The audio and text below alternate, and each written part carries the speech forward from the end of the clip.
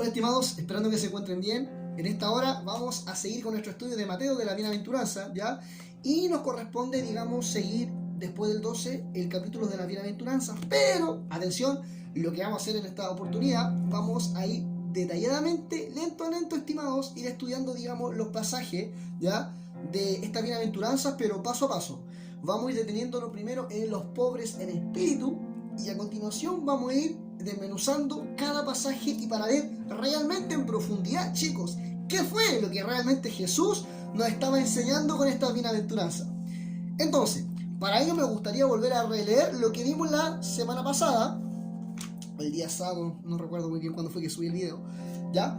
Pero dice lo siguiente, según el contexto, dice: Dios bendice, o Yahweh bendice, a los que son pobres en espíritu y se dan cuenta de la necesidad que tienen de Él. Wow.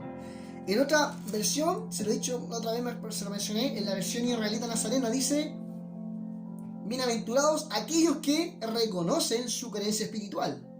Lo cual es mucho más asertiva porque son aquellos que reconocen que su espíritu es débil o que carecen de algo espiritual, de una esencia que viene de Dios, ¿no es cierto?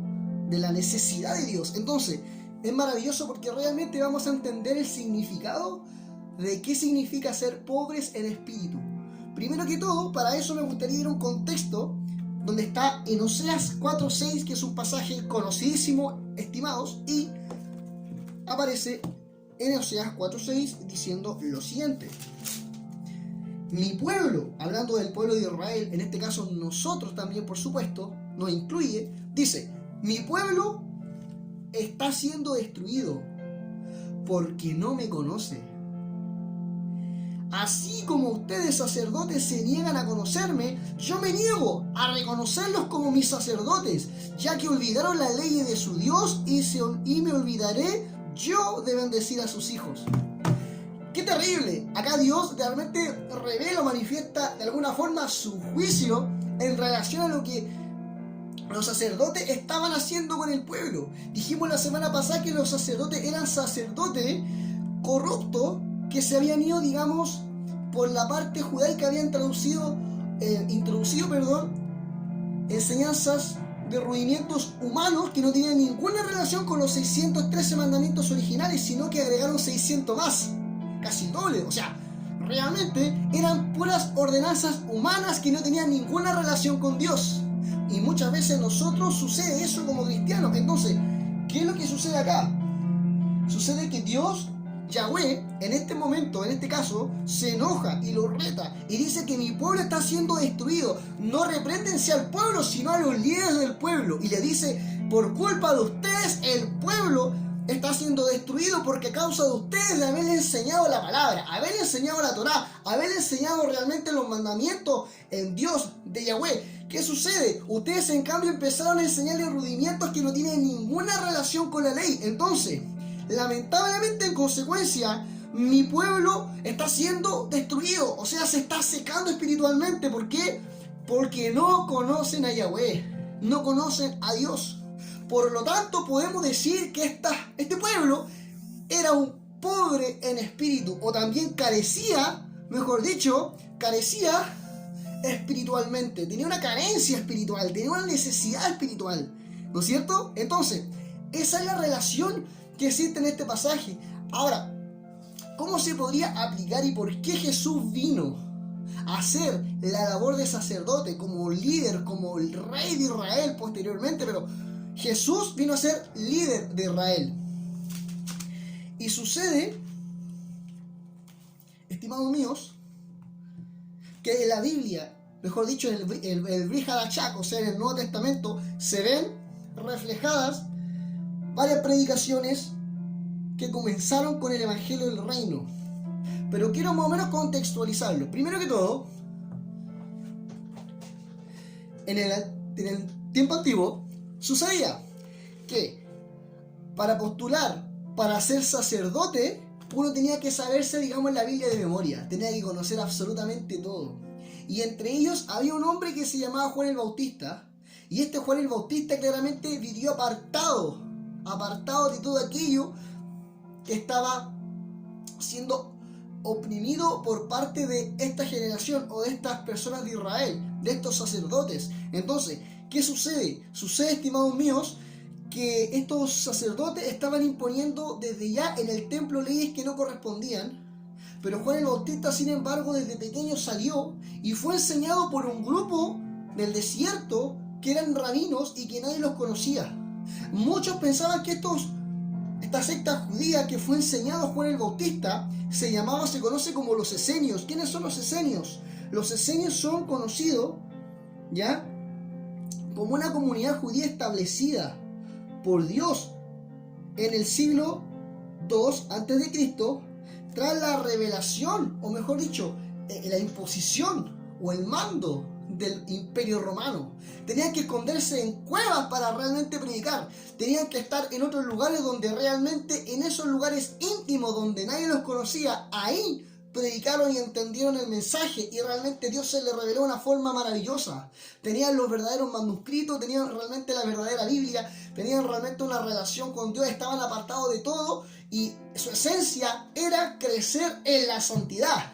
Realmente era fantástico, de los cuales venía como discípulo de aquellos, de los esenios, Juan el Bautista. Por lo tanto, él sí conocía la palabra, y se van a dar cuenta que la predicación de él es la misma que tenía Jesús. ¿Y por qué? Porque Jesús, cuando fue al templo a los 12 años, y en ese mismo lapso de tiempo, él también fue enseñada por esta secta, le llamaban judía, yo le llamo una comunidad judía, la iglesia, que realmente eran los esenios, que era un grupito pequeñito, y también Cristo fue enseñado por ellos. Fueron enseñados por maestros verdaderos que realmente amaban la Torá, pero que eran sencillos, porque no estaban ahí siendo, digamos, protagonistas principales que todo el mundo los conocía. No, eran personas pequeñas, eran personas que eran humildes, pero se dedicaban a servir. Se dice que los esenios eran las primeras personas que pusieron hospitales, los primeros que hacían servicios sin costo y no lucraban con la palabra. ¿Me están entendiendo o no me están entendiendo? O sea, realmente era fabuloso, porque ellos daban un ejemplo y nadie, muy poco los conoce. De hecho, la Iglesia Católica ni los menciona, los conoce, pero no les conviene que los conozcan. ¿Saben por qué? Porque realmente ellos tienen una palabra poderosa. Hablaban realmente de lo que son las raíces hebreas y hablaban realmente de la pasión. Hablaban del amor de Dios, del servicio de Dios, de la palabra que tiene que ser, no acá, tiene que ser aplicada, tiene que ser realidad en uno, y es fantástico, hermanos míos. Entonces, ¿cuál es la diferencia? ¿Y cuál fue la predicación de estos dos hombres de Dios? Primero que todo, la predicación del Juan el Bautista se encuentra en Mateo 3, del 1 al 4, y dice: en esos días, después de que Juan fue enseñado por los esenios, Juan el Bautista llegó al desierto de Judea y comenzó a predicar. Su mensaje era el siguiente. Attention please. Estoy mejorando en inglés. Dice: arrepiéntense, arrepentimiento. Arrepiéntanse de sus pecados, vuélvanse a Dios. ¿Por qué? Porque el reino de los cielos está cerca. El profeta Isaías se refería a Juan cuando dijo: es una voz el que clama en el desierto, preparen el camino para la venida del Señor, abran el camino. Juan usaba, atención, miren cómo Juan se vestía. Juan usaba ropa tejida con pelo rústico de camello y llevaba puesto un cinturón de cuero alrededor de la cintura. Se alimentaba con langostas y miel silvestre. O sea, ellos, los esenios, este grupo judío, tenía una dieta, tenía una vestimenta, tenía algo que sí los identificaba, incluso de forma superficial. Sin embargo, ellos sí practicaban la santidad y se rendían día a día a la santidad y a la búsqueda rotunda de la palabra. Y de ellos fue donde Juan el Bautista creció y se adoctrinó. Entonces, su predicación, ¿cuál fue? El arrepentimiento. Atención, chicos, arrepentimiento y, lo más importante, que no se lo olvide, reino. El reino de los cielos se ha acercado. O sea, arrepentimiento y el reino de los cielos se ha acercado. Dos cosas, arrepentimiento y reino. Dos cosas predicaba Juan el Bautista. Veamos también, por favor, la predicación de Jesús, que también predicaba algo muy similar. Después vamos a entender cuál fue la doctrina que aprendieron con los esenios y se van a caer en la espalda, hermano. Es maravilloso. Bueno, entonces, está en Mateo 4:17 y dice lo siguiente: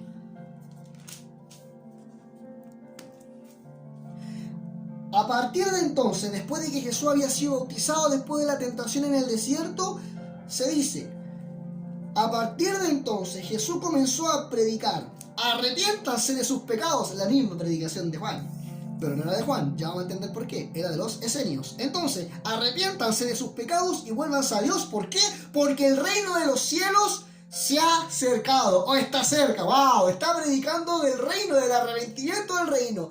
Fíjense que es el mismo mensaje que predicaba Juan, y ojo que los dos fueron adoctrinados por los mismos maestros. ¡Wow! ¿Vamos entendiendo ese concepto, hermano? ¿Me están entendiendo o no me están entendiendo? Entonces, fantástico. Entonces, podemos decir que, claro, ambos enseñaron, o fueron enseñados o adoctrinados mediante la inspiración de los esenios. Ellos eran sus profesores, sus docentes. ¿Y qué sucede después? Sucede que después del primer siglo, cuando estaba comenzando, cuando Pedro estaba proclamando el evangelio de la Besorá, podemos ver en Hechos, estimados míos, 3:19, ocurre algo fantástico.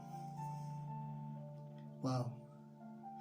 Pedro predicando en el templo de la Hermosa, de la entrada a la Hermosa, después entró al templo donde estaban todos los israelitas, todos los judíos, y había muchos tipos de judíos en ese momento, ya habían sectas judías, y dice, ahora pues, arrepiéntanse, ya, perfecto, de sus pecados y vuélvanse a Dios, arrepiéntanse, vuélvanse a Dios, para que sus pecados sean borrados. Entonces la presencia del Señor vendrá en tiempo de refrigerio y les enviará nuevamente a Jesús, el Mesías designado para ustedes. Si se fijan, dijo, arrepiéntanse, entren en tiempo de refrigerio porque vendrá el Mesías. Maravilloso, hablaba de la venida del Mesías, pero en ninguna parte menciona el reino, a diferencia de Jesús y Juan el Bautista. ¿Y saben por qué? Primero que todo, entendámoslo así, Pedro también fue una persona que estaba siendo adoctrinada por el Sanedrín de Israel, por los sacerdotes, pero sucede que en este caso Pedro fracasó en subir, digamos, para que se entienda, chicos, a los nuevecitos, de nivel, ya en inspirar a ser un mayor rabino, sino que fue desechado, y por esa razón Pedro se dedicó a la pesca. Sabía mucho la palabra, pero aún así estaba en esa condición de que estaba aprendiendo, fue desechado. Había algunos que avanzaron, pero sin embargo ninguna enseñanza fue tan pura como la enseñanza que Dios sí le estaba dando a una comunidad en secreto, que sí estaba en el Señor, que sí estaba en la presencia, que sí buscaba, que sí anhelaba, que sí estaba rendido completamente a la santidad. Era un grupo de rabinos que fue dispersado cuando, en este caso, el emperador romano, antes de Cristo, 2000 años antes de Cristo, Antíoco Epífanes derribó, separó y esparció a los judíos, profanó el templo. Pero parte de esos judíos fueron considerados como los esenios, que fueron, digamos, una comunidad, o también se le hizo una secta judía, que se dedicaron 100% a mantener pura la enseñanza de esos 613 mandamientos. En cambio, los que están en Jerusalén, muchos han agregado o han añadido doctrina humana, ya se los dije. Entonces, ¿qué pasa con estos? Estos se fueron con la doctrina pura, se apartaron, y muy pocos, ojo, muchos los llamados, pocos los escogidos, y pocos se allegaron a ellos y realmente aprendieron la verdadera doctrina.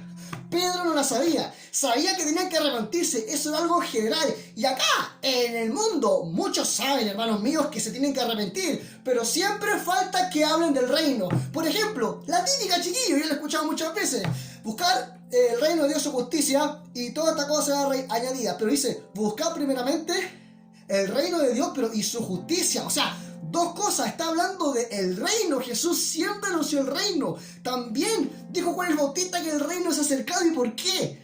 Porque la presencia, o mejor dicho, la doctrina que enseñaba a los esenios, la doctrina pura, que Pedro no la tenía, y tampoco el apóstol Pablo, que después sí lo entendió. Pero ¿cuál fue? Fue el reino. ¿Me están entendiendo o no, chiquillos? O sea, eso, ¿se entiende? Fantástico. ¿Cuál era la doctrina de los esenios? El arrepentimiento, que eso siguió, continuó, pero el reino, solamente ellos predicaban del reino, nadie más. Pedro dijo arrepiéntanse, pero nunca dijo el reino de los cielos se ha acercado, nunca dice porque el reino se va a establecer, nunca predicó del reino. Solamente arrepentirse está bien, maravilloso. Pero Juan el Bautista y Cristo predicaron del reino. Fantástico. O sea, esa era su doctrina original. De hecho, el apóstol Pablo sucede también. En Hechos 22.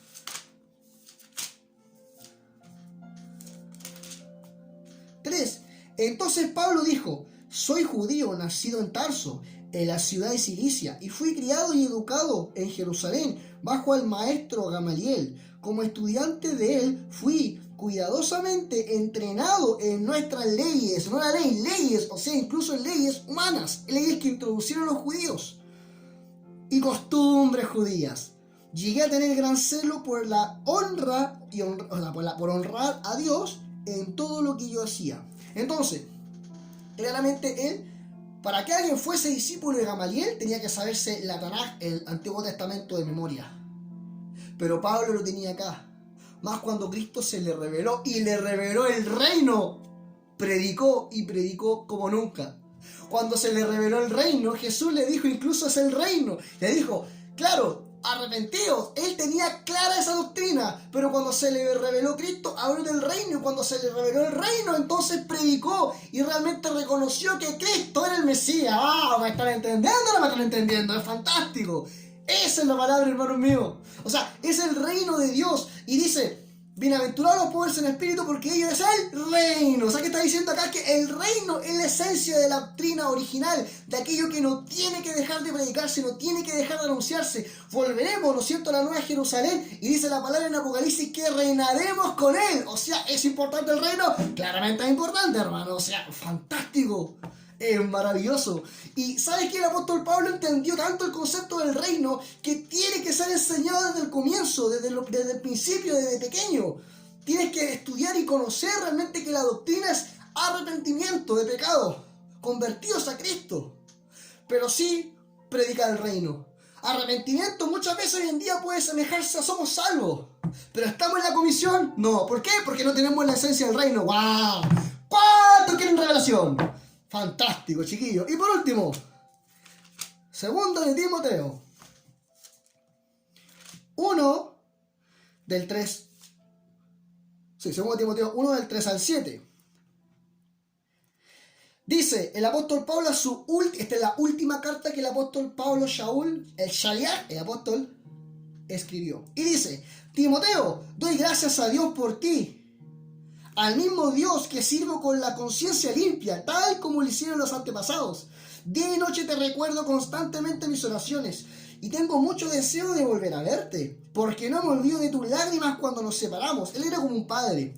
El 5 dice, me acuerdo de tu fe sincera, pues tú tienes la misma fe de la que primero estuvieron llenas tu abuelita Eloia y tu madre, Eunice. Y sé que esa fe sigue firmemente en ti. Por esta razón te recuerdo que avives el fuego del don de Dios, por el cual se te fue enseñado. Y cuando yo te impuse las manos, pues Dios no nos ha dado un espíritu de temor, de timidez y de poder, de amor y autodisciplina. Esto, escuchen bien, amados, Dios nos dio un espíritu de amor para predicar. No nos dio un espíritu de timidez, sino de poder, amor y autodisciplina. ¿Estas cosas son necesarias para ser salvo? Claro que no. Son conceptos de reino. Tenemos que predicar el reino. A Pablo le estaba diciendo desde pequeño, tú, cuando te formé y te formó tu abuela y tu madre, te adoctrinaron, te hablaron del reino. Y esa es la esencia. Y le estaba diciendo, esto tienes que hacer. No te avergüences, no seas tímido. Con autoridad corrige y disciplina. Porque no basta con ser salvo, no basta con decirle gracias Señor, basta con obedecer, basta con decirle Señor, aquí voy, a pesar de que sea un grupo pequeñito, no importa, esa gente es fiel, esa gente te necesita, esa gente quizás sean 5 personas, pero le vas a hablar del reino y van a entender lo que tienen que hacer, no se van a quedar solo con el arrepentimiento, van a saber qué hacer. Y usted me dirá, entonces Pedro predicó mal. No. En Hechos 10 Cornelio le habló del reino cuando tenía que ir a predicarle a Cornelio. O sea, todos entendieron al final. ¡Wow! Maravilloso. Cantidad no es calidad. Vamos a los que tienen necesidad. Nos están esperando, sobre todo en este tiempo, chicos, nos están esperando. Mi ánimo es que usted se fortalezca y Dios le revele cada día lo que tiene que hacer. Padre, Yahweh, amado Dios, gracias por esta palabra maravillosa. Te pedimos que seas bendiciendo los corazones de los chicos, que sean bendecidos por tu causa y que cada día, Señor, nos dé revelación para seguir aprendiendo tu palabra. Te amamos, te adoramos, te bendecimos, Señor, y queremos cada día hacer tu perfecta voluntad.